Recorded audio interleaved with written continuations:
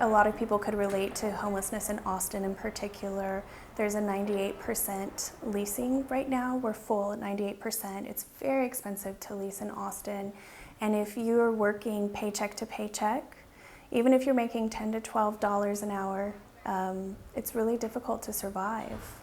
If more than half of your paychecks are going towards rent, and one thing happens to set you back, and even if you try and do those payday loans, those have really high interest rates, and you get behind and you risk losing housing. So a lot of homelessness in Austin comes from a lack of affordable housing, comes from a low livable wage, a lack of affordable daycare, transportation issues, lack of medical attention that's consistent, and I think that there's some other things that would feed into chronic poverty, but in general in Austin, that's what a majority of our families are looking at. On any given night, we can find about 2,000 people who are homeless. They're in shelters and on the streets. During the day, the visible homeless population tends to be middle-aged panhandlers, but there's so much more to the story. I think that the invisibility of homelessness is that families don't usually come forth and say, I'm homeless. I've seen men and women in tears when they can't support their family.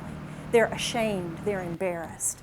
And I think as a community, we need to recognize that there's so many different factors that cause people to fall into homelessness, that we need to help house them and then help them address those components to daily life that challenge them. There's nothing inherently wrong with a homeless person. They eat and breathe and hope just like the rest of us. They get out of bed and have worries and they have stressors just like the rest of us, and they try and problem solve the best that they can. They are people who are experiencing intense levels of stress and need more resources. We have a challenge before us. We're very grateful for the affordable housing bond that was just passed, because that promises to help us prevent and end homelessness. It focuses on the strengths of families that could maintain housing. It also allows us to show the strength of our community by providing the support services and the housing for folks who are going to need those to stay happy.